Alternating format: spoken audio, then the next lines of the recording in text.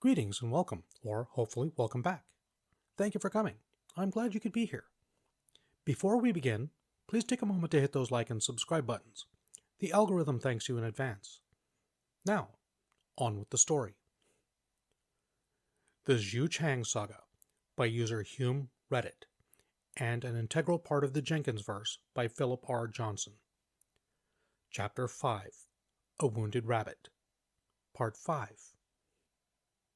Triymin had to stifle a cry of alarm at the sight of an unconscious Regari being carried by the larger, more mechanical alien slung across a pair of arms like Trimin's own sack of clothing. Blood decorated his muzzle, the source of the scent that had alarmed the former slave. "Regari!" Ayma exclaimed on her behalf, her eyes wide. "What have you done?" she spat at the Corti. "He's alive, just unconscious. Believe it or not, I have no desire to harm you or him. All I require is that you behave yourselves." "Is this a hijacking? Are you stealing our ship?" "Not at all. Granted, the Dominion Diplomatic Corps requisitions very fine long-range shuttles, very well built and comfortable, but they lack the extra features I prefer. No, I'm happy with my own ship." "Then what do you want?" "I wish to take your passenger off your..." Gowans have paws, not hands, correct? Yes, paws. "Give her to me and we'll leave." "What? Passenger? What passenger?" "Oh, spare me. The human. Though that raises a good question." The Corti scowled and raised his pistol back to point between Ayma's eyes. "Where is the other female? The Gowan female you left with at the beginning of the shift?" Triymin drew a breath, waiting for Ayman to order her to come out. Instead, the mother flattened her ears against her skull and fixed the Corti with a murderous look. "I left her at the station security station. She's a refugee and needs to return to Gao. He," she gestured at the limp Regari, "was going to send a message to have them pick her up." "Really?" The Corti's look was dubious, though Triymin didn't know exactly how to read his species' expressions. "Very well. Then all you have to do is call out the human, and we'll be on our way." "The only being inside that shuttle is my clan sister, and I will do no such thing." "Fine," the Corti conceded, not even bothering to argue or threaten. "Then you will stand here and be quiet. Muntib, hold her." The same locale who held Regari stepped forward, his fleshy hand closing around Ayma's arm while his free artificial one grabbed her shoulder. It squeezed tightly, making the mother yelp in pain as he dragged her backwards away from the shuttle. The Corti stepped forward and picked up the dropped tablet, tapping a button and opening the link Ayma had tried to establish. He spoke clearly into the tablet. "Attention, occupant of this vessel, please respond." He had to repeat the message twice, but finally a feminine voice replied in accented Gowry, echoing through the bay. "What? Ayma? Who is this? What are you doing with Ayma's tablet?" He smirked, though none of the non-Corti likely recognized the expression. "My name, as it happens, is Astim. I found this tablet just outside your ship where I'm standing at this very moment. You should come fetch it." There was a pause before Xiu responded. "You've stolen my sister's tablet. I'm not coming out to speak with a thief. Put the tablet down and go away, or I'll call the station security to come get you." "That would be unwise. After all, you don't want them to find a human here, do you? They'll put you off the station, and perhaps without a ship." "What?" "Oh yes, I know what you are. I must commend your Geori. There's so few sapiens who bother to learn foreign languages in the galaxy today. Too much reliance on translators. But I suppose a human has no choice." "You're insane! Get out of our berth!" The Corti, Astim, smiled, and the expression reminded Triymin far too much of the Master's. Her paws clenched and her claws slipped out. The egghead was enjoying himself. "If I leave, I'll be taking your companions with me," he purred. When Xiu responded, her voice rasped with anger. "You leave them alone. You leave them, and then you leave. Come out, and we'll discuss it, he declared. Don't Xiu, Ayma cried, but her yell changed to a gasp as the locale, Muntib, tightened his grasp on her shoulder. I'm coming, and any harm you've done to them will be repaid. The Corti nodded, triumphant. He dropped the tablet to the decking and gestured the two mercenaries back towards the rear of the shuttle. They took up a formation that looked ridiculously like a receiving party of a distinguished guest, but there was no mistaking a pain in Ayma's expression, the weapon in the Corti's hand or the strange tube-like item being held by the second locale. After a moment, the rear doors of the shuttle split open, sliding to the side as the ramp lowered itself with a groan. Xiu was striding down it before it even touched the deck, stepping off even as it clanged against the rough-textured metal flooring. She wore her cloak, but the hood was thrown back, her long hair braided and resting against her back. Her bare hands were clenched at her side, and she glared at the three aliens. I knew even a human can be reasonable with the right motivation, Astum said smugly. Let them go. The words were laced with such feral fury that Triymin wondered how the Corti didn't cower and obey on the spot. Not even the masters could command so forcefully. However, the gray alien just looked pleased. I intend to, he offered, but I think you'll understand if I secure you first. He gestured, and the mercenary holding the tube-like weapon stepped forward, bringing it up and aiming it at Xiu. At the sight of it, she fell back into a fighting stance, her hands raising and her body turning sideways. No, Xiu! Ayma thrashed in the locale's grip. He tightened his hand, but the pain no longer mattered to the mother, who spat and squirmed. Hey, stop that! He let go of her arm, lifting his natural fist to beat her down, when suddenly Rigari twisted from where he'd been lying unconscious. His paw lashed out, his claws bared, drawing parallel lines across the merc's face, just barely missing his eye. Instead of tightening his arms and crushing the suddenly ferocious Gaulian, he dropped him instinctively, cringing and crying out. Hold them! Hold them! Astum shouted. Leave them alone! Demanded Xiu. She lurched forward to grapple the two mercs, but Astum had been prepared. He tapped a button on the data tablet mounted on his wrist, and suddenly the gravity plating underneath her quintupled its output. The human crashed to the floor with a pained grunt. It was chaos. The two Gowans thrashed against the locale holding them, while the second merc looked between his brother and the human, who fought her own weight on the decking, unsure of what he should do. Xiu cursed as she struggled to merely breathe. Astum yelled at everyone. Finally, he tapped a few more buttons on his tablet. The huge door to the bay began to slide upwards, revealing the dark blackness of space, with only the light buzzing of a kinetic field to hold in the air. Throw them out! Get rid of them!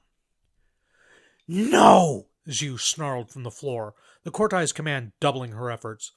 She gave up trying to stand, but didn't give up the fight. After a moment, she managed to roll over onto her back. Then, with a groan, she rolled over again, each small movement bringing her to the edge of the gravity field that held her. The door continued its slide upwards. Beyond were the unblinking lights of countless stars and the broad yellow disk of the gas giant around which the station orbited. Shoot her! Forget them! Shoot her! The Corti gestured angrily, a hint of panic in his voice. The merc holding the tube-like weapon obeyed. He lifted the tube, pointing it at the struggling human. They were going to shoot Xiu. Triymin made a small sound of fright, which wasn't heard at all over the melee. Xiu was nearly to the edge of the gravity field, but the weapon was already aimed at her. What could Triymin do? Ayma had told her to stay, ordered her to stay. She couldn't move. Even if she did, what could she do? She couldn't fight. The merc pulled the trigger, and a small dart shot out with a sharp pop of air. His aim was true, but he'd failed to compensate for the gravity change. The dart's path bent sharply at the edge of the field, and the projectile was dashed against the decking mere fingers from the Jew's head. The merc blinked in surprise, but lifted the weapon to try again, aiming higher. Triymin was moving before the decision even formed in her mind. Her feet patted against the decking, her arms pumping like how she'd seen Xiu run. She ran faster than she'd ever run before. She had no time to think about the fact that she was disobeying a direct command, even if it hadn't come from one of the masters. She only thought about putting herself between the weapon and Xiu. The gun popped again, and she felt a prick against her chest. The pain was barely worth noticing. She had never let such minor hurts show during her time as a slave. It hit her hard enough to knock her off her balance, and she stumbled and slid onto her side between the merc and his target. "Triymin!" The voice shouted with fright as she fell, and she was surprised to realize it was Ayma. The mercenary's eyes went wide, and he actually jumped back a pace at the surprised interloper. "What? No!" He fumbled with the weapon, bringing it back up to shoot again. Too late. Xiu rolled free of the gravity plating, breathing heavily, her legs thrust up into the air and pinwheeled, lifting her bodily off the ground and onto her feet, a dart striking the deck where she'd been a moment before. Though she must have been exhausted, she swept towards the mercenaries with her teeth bared and snarling in wordless fury. In his panic, the alien actually managed to squeeze off 2 shots in quick succession. She spun, her cloak billowing around her, the fabric catching the darts and throwing them away. Then she was too close, one strong hand closing around the weapon and jerking it away so the next dart tinged uselessly against the distant ceiling. A pulse blast from Astum caught her in the back, but it merely knocked her forward a tiny step and redirected her wrath onto him. Her hands moved and the dart gun was torn from the mercenary's grip. She turned and threw, sending the gun hurtling end over end at the alien. It caught him on the side of his overlarge head, and he dropped to the ground like a stone. The merc Xiu had disarmed swung down on her, but she was already spinning, and the blow glanced off her shoulder. Her arms rose, one hand parrying aside his other arm, even as she struck at his torso. Then she was spinning again, dancing away from her to slam her rising foot into his partner. "Triymin!" Ayma dashed over to Triymin, snatching the dart from where it still stuck out of her chest. She pulled the fallen Gao into her, heedless of the violence happening mere paces away. Rogari slid to his knees next to them, blood still dripping from his muzzle. Ayma showed him the dart, and his eyes went wide, his ears flat to his skull. Triymin ignored them, ignored the growing fuzziness of her own body. She wanted to see Xiu move, now that she wasn't trapped. Wind. Xiu reminded Triymin of wind, twirling low, sweeping high, always in motion, impossible to catch or stop. Watching her move made Triymin remember standing under an open greenish-blue sky, of the breeze gently ruffling her fur, of the bright sun and freedom, long before capture and horror, and a death that was never far away and never close enough. Xiu danced between the 2 big aliens as easily as the air itself, dodging or swatting aside their increasingly frustrated attempts to hit her, blows that would have crushed another sapient.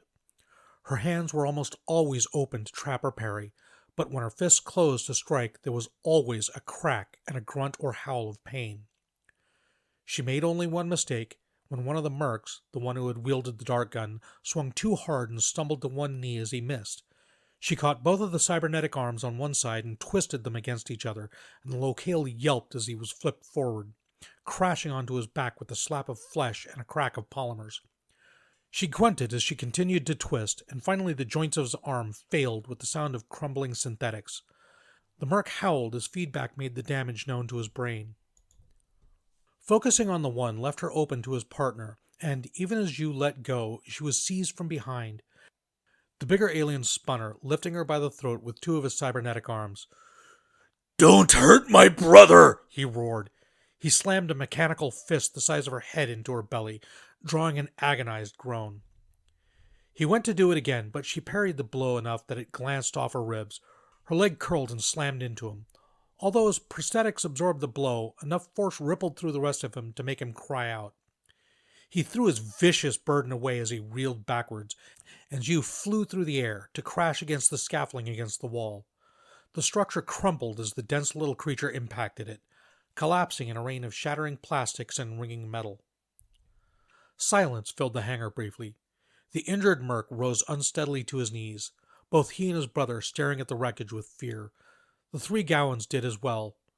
Triymin could feel Ayma's worry in the tight grip of her paw, a sensation that seemed to be growing further and further away. She wanted to tell the mother not to worry. There was no way Xiu would be beaten so easily, but it took all her energy just to keep her eyes open. Then the pile began to shift. Get her, quick, before she gets loose! The more prosthetic brother rushed to obey, but even as he neared the pile, Xiu exploded upwards. She leaped towards the exposed wall, her gown cloak billowing around her, her leap suddenly reversing direction as she pushed off with one foot with an impact that rang through the bay. In her hands, she held one of the long poles of the scaffolding, and it carved a long, arcing curve as she swung it over her head like a sword at the advancing alien. He blocked with both pairs of arms, but at the last moment she shifted, and what had been an overhead slash turned into a downward thrust. The end of the pole speared his leg, and she landed with all her considerable weight, the metal rod piercing the big alien's artificial thigh and clanging against the decking. He was thrown to the ground as she tore the pipe free, sending pieces of metal and plastic everywhere. Then she was spinning to meet his brother, who hopelessly threw himself against her. They'd struggled against the human alone. Armed with her impromptu weapon, the fight was all but over. She stayed low to the ground, and they struggled to hit something so much shorter than they, but her pole reached up to them with little difficulty. The one who had shot Triymin made the mistake of bending over to try and grab her, and received the end of the rod through his artificial eye for the trouble. Both mercenaries were soon reduced to shivering broken wrecks upon the deck, surrounded by the pieces of their own prosthetics. When Xiu had said she'd fought the masters and won, Triymin hadn't believed her. Not really. It seemed impossible. But now she believed. Whatever the drugs had been in the dart made Triymin's body feel like lead, but her heart was light. Xiu could beat the masters, and somewhere there was an entire world of beings just like her. She chittered quietly, feeling truly happy as her eyes drooped. Ayma glanced down at the sound. "Xiu!" the mother cried. The human turned, her eyes wide and fearful. She dashed over, leaving the two fallen aliens to quiver on the deck. She dropped her pole and fell to her knees next to the prone form of the young Gowan. "Triymin! Triymin, are you okay?" she asked with a tremble in her voice. Blood leaked from the corner of her mouth, tracing a crimson line down her chin. "I feel sleepy," she answered, struggling against a mouth that seemed full of soft cloth. "It was a sedative," Rigari said gravely. "Then she'll be okay, right?" Xiu asked, desperation in her voice. "It was a dosage meant for you," he replied quietly, his ears folded flat against his skull. "For her, it's too much." She stared at him, mouth open, then glanced down. Triymin could see the distress there. Human faces were so expressive. "It doesn't hurt," she said comfortingly. "Oh, Triymin, you shouldn't have done that," Xiu said, her eyes watering. The young female found herself feeling oddly bold, even as her body failed. "Yes, I should," she said. "I'm a good sister." Ayma made an agonized sound. Xiu lightly ran her hand over the fur on Triymin's head. She leaned down, pressing her bare cheek against the Gowan's, and Triymin could never remember feeling so warm and protected. As the darkness set in, a thought occurred to her. She was dying, and no one had given her permission to do so. The Master of Masters hadn't granted her the right, but there was no possible way for him to stop it. Let him try. The humans could defy them. The humans could beat them. The defiant thoughts felt so very satisfying. "I escaped," she whispered, and the elation followed her down into the dark. Ayma keened softly as she watched Triymin slip away. The young sister's face was peaceful, relaxing from a last expression of surprise and delight. Hardly the emotions one expected from the dying. The young female's last breath left her with a soft, easy sigh, and then there was nothing. Only the sound of the station's air circulators and the hum of the kinetic field. Across the bay, there was a soft grinding of the locale's broken cybernetics against the decking. Ayma heard a muffled popping from Xiu's hand. One of the human's hands still held Triymin's paws, gently as if it was made of spun glass, but the other was clenched into a fist so tight the skin was turned white. She imagined she could hear Xiu's teeth grinding, and her body seemed to shiver slightly. not with cold nor with exhaustion. It was with the vibration of an overtaxed engine before it flew apart. "Xiu?" Ayma said, almost fearfully. The other female didn't respond. Instead, she stood and began walking towards the fallen locale, the one who had wielded the dart gun. She didn't even pause as she bent over and scooped the pipe back into her hand. Her fingers wrapped around it as she approached the thug with terrible purpose. He was scrambling away, at least as much as he could, considering his legs and most of his arms lay in pieces around him. One broken natural arm was clutched to his chest, while the other clawed impotently at the decking. His lone, beady eye was wide with terror as the much smaller and infinitely more dangerous human approached, as unhurried and unstoppable as the tide. Xiu gripped the pipe in both hands, and her breath hissed between her bared teeth as it rose in the air. Ayma closed her eyes as it arced downward. "No!" Her eyes snapped open again at the sound of metal against metal. The other locale had somehow managed to jump in between, shielding his brother with a prosthetic arm. The pipe shattered the polymer sheathing of the limb, crushing the actuators inside. Pieces flew everywhere, and even the lightweight metal bone of the replacement arm bent from the force of the blow. Xiu hopped backwards, the pipe, now slightly bent, raised into a guard position. The locale didn't try to attack. Instead, he gripped his shattered arm, eyes wide, but didn't move. "Please don't kill my brother! Please, human!" "Your brother? You want me to spare your brother? What of her? Did you spare our sister? Nimea Shanli!" "It's my fault," the locale slurred. Ayma's eyes widened as she realized it wasn't a shoddy translator at fault. The locale himself was damaged. "It's my fault. I was supposed to keep them still. I was supposed to keep them from fighting so we wouldn't have to hurt them. I messed up again. I'm always messing up. Kill me. It's my fault." The other's eyes went wide. "Muntib, no. Please don't hurt Voirag. Hurt me. It's my fault." Muntib offered his head to Xiu to dispense her justice. "No!" Instead of scrambling away, Voirag was trying to pull himself forward, using his one intact arm. "Don't! It was me, human. He's not smart enough to. No, me. Muntib, shut up. I took the shot. It was me." "Shut up! Shut up!" Xiu shrieked. They looked on with fear as she lifted the pipe again with a wordless cry of rage, ready to finish them both. The end of the pipe wobbled in the air. Every pair of eyes watched, waiting for it to descend, and it dipped in midair as if about to do so. Then it dropped slowly to ring against the decking as the other end slipped from limp fingers to clatter onto the ground. Xiu's hands rose to cover her face, and from behind, Ayma could see the human's shoulders shaking. No one dared to move or speak. Eventually, she lowered her hands to glare at them through reddened eyes. "You go away!" The words were whispered but rang through the cavernous bay, promising terrible things if they weren't heard. "You go away right now!"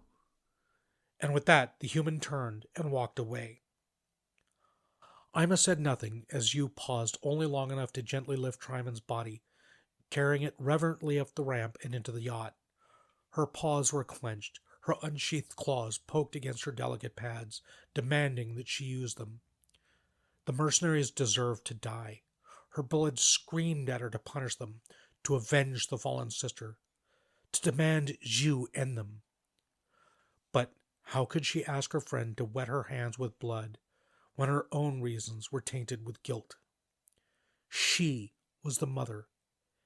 It should have been her lying there, not the brave young female who'd she treated so badly. The dart was still in her paw. She threw it into a dark corner of the hangar, letting it softly ping out of sight. A paw grabbed her shoulder, and she looked up to see Rigari standing over her, his muzzle still bleeding where he'd bitten his lip. "Go to her. She needs you now," she nodded. When Aston woke, he found himself being dragged across the decking. His vision was blurry, and his head hurt. Worse, he found his entire left side curiously numb. His right arm functioned, and he lifted it to touch his head. There, he found a deep dent on the side of his skull, disturbingly soft, and his fingers came away slick with his own blood. Neural damage, he diagnosed automatically. He was likely paralyzed on one side. It looked as though it wouldn't be Muntib visiting the regenerator. No, Aston would need it for himself. The two stupid brothers would have to deal with their wounds themselves. They'd failed, and now he owed them nothing. He looked up, squinting his big eyes against the blurriness. He felt a furred paw grasping his ankle, one of the Gowans. He could hear distant metallic echoes, air being circulated, and the buzz of a nearby kinetic field. The hangar. He was still in the hangar, next to the open bay door. Where were the two mercenaries? Had they abandoned him? His one functional hand closed around empty air. His pulse pistol was gone. What was the Gowan doing?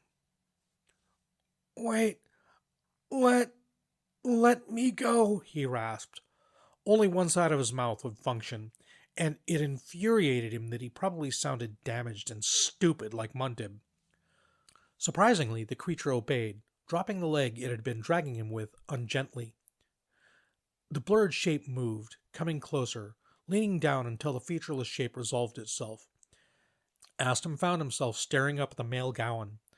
The being's ears were folded back, and his fangs, the teeth of an omnivore, peeked slightly from his muzzle. Blood matted the fur around his chin. "I try not to judge a species based on the actions of individuals," the furry male rumbled. "But you Corti make it so very difficult." "What? How?" "Save your indignation. I do not fault Sister Xiu for sparing your mercenaries. It is her way, and they were only weapons wielded by you. Don't bother denying it. There's nothing you could say that would convince me a Corti would take orders from a pair of locale. This was all you. The death of Sister Triymin is on you." The Gowan leaned in close as he growled the words, and Aston found that he couldn't help but stare at the blood that decorated the creature's chin, making it look like he'd just finished savaging a kill. "On you. And on me." Before Aston could come up with any denials or excuses, the Gowan stood up, mercifully pulling his face away. The furry being looked away, as something the Corti couldn't see from his position on the deck. Aston tried to think of what he'd do if the Gowan didn't turn him over to the station's guards, who were easily bribed, and instead insisted on bringing him to Gao to face justice there. He'd heard what had happened to Administrator Trigg, who had been tried, convicted, and then released. Released into an open square on Gao, a square filled with furious Gowan females. He flinched when the male spoke again. His voice was conversational, and the fury was all the more frightening for its absence. "I failed. A sister of Gao lies dead. I don't know what I could have done different. All my training, useless. Outnumbered, overpowered. How do I solve that problem? I don't know, except perhaps be born human," he added with a wry sort of resignation. Even through the dim light and blurriness, Aston knew when the male looked back at him, his voice turning dark. "But you? Nothing but reckless greed. The oldest problem in the universe. A very simple problem." The Gowan's paw took hold of his limp arm, bared claws pricking delicate skin. "A problem I know how to solve." "What? No!" He struggled despite his paralysis, but Gowans were stronger than Corti, proportionally and absolutely. The slight being was easily hauled upwards, and with a twist he was tossed through the nearby kinetic field, the barrier hardly slowing him as he passed into the void he'd intended for them. All sound disappeared, even as pain exploded in his small, delicate ears. A huge pressure built inside his chest, lessening as the last of his air streamed from his mouth in a fast dispersing mist, replaced with another different agony as his lungs clenched against the sudden loss of pressure. His body burned, and suddenly the paralysis and numbness of half his body was a grim blessing. Decompression trauma, he automatically diagnosed. His vision swiftly changed from red to gray to black. He had enough time to think, this would be worse for a human. It was no comfort.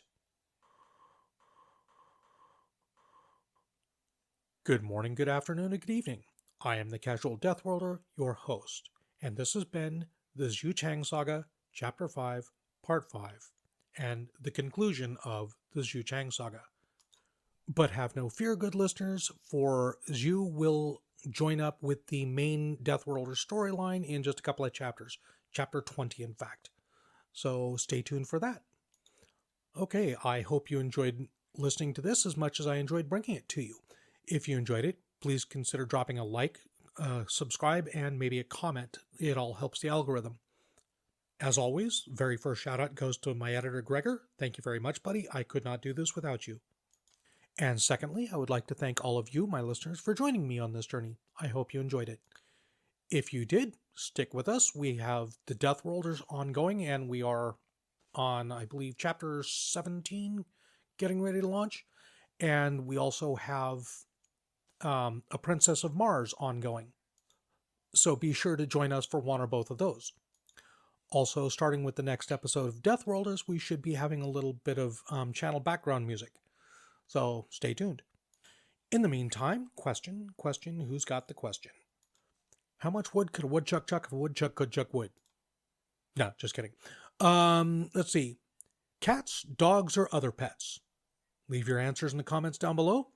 In the meantime, be safe, be well. I'll see you next time. Love you all. Bye-bye.